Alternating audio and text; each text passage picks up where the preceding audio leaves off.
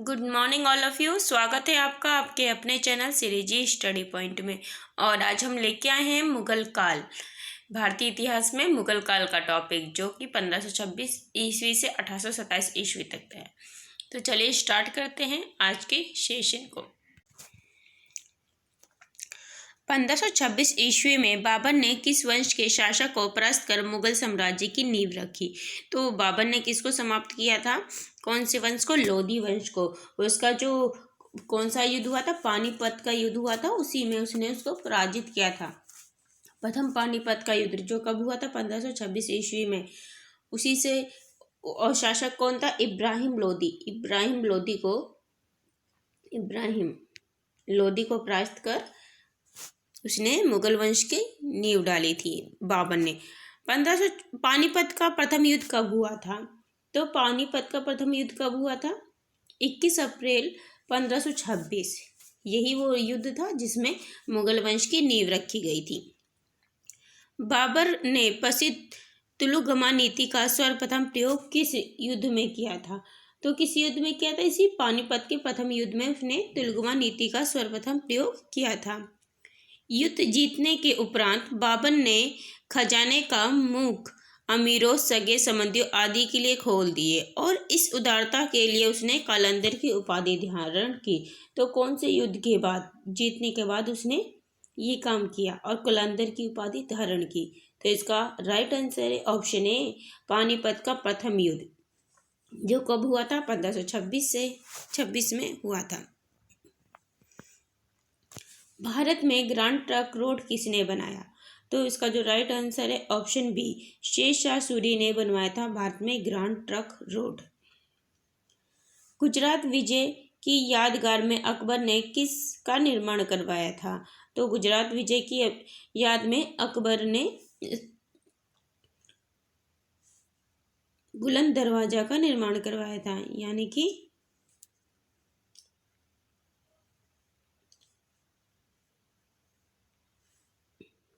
कि option B.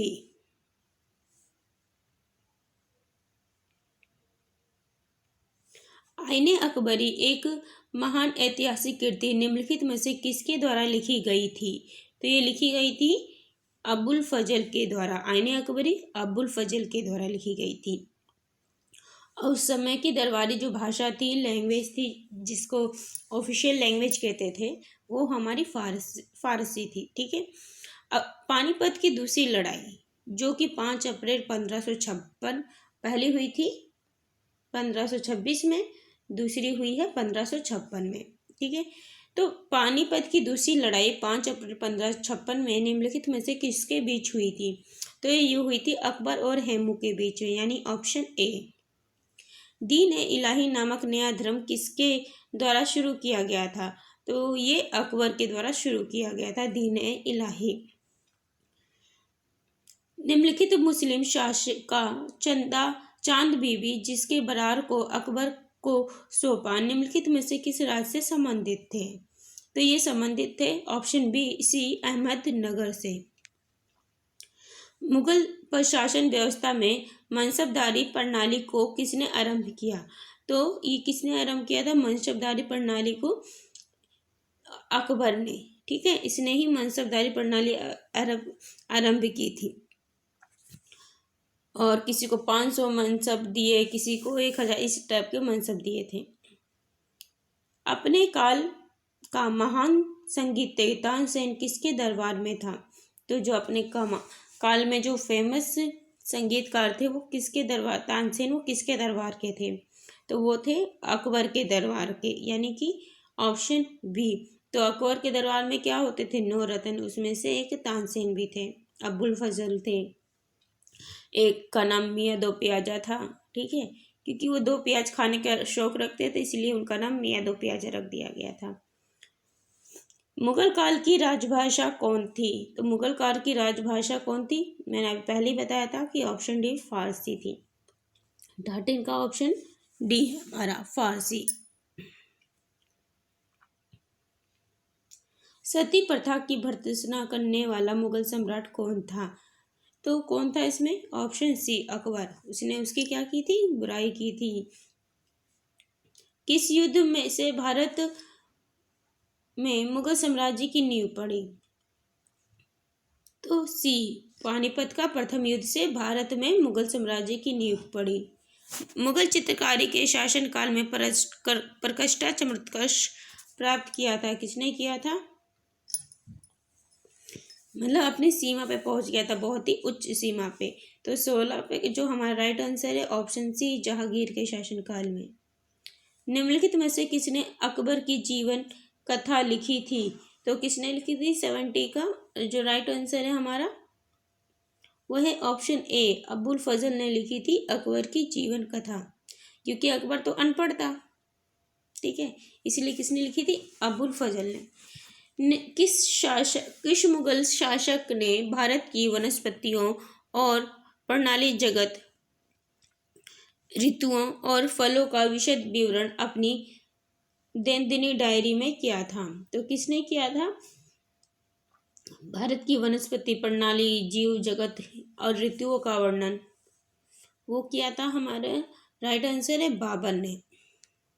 वो एक डायरी लिखते थे, उसी में इन सब का वर्णन किया था। शेरशाह की महानता का द्योतक क्या है? तो इसका शेरशाह का महानता का द्योतक है जो राइट आंसर है ऑप्शन सी, प्रशासनिक सुधार। आपने देखा ये प्रशासनिक सुधार उन्होंने क्या बनवाया? Grand trunk road. हुमायूंनामा किसने लिखा था? तो हुमायूंनामा गुलबदन बेगम ने लिखा था, ऑप्शन ए। अकबर के शासन में भारत का फारसी भाषा में अनुवाद किया गया था, वह किस नाम से जाना जाता था? तो 21 का जो राइट आंसर है वो है ऑप्शन बी, वो रजमनामा के नाम से जाना जाता था।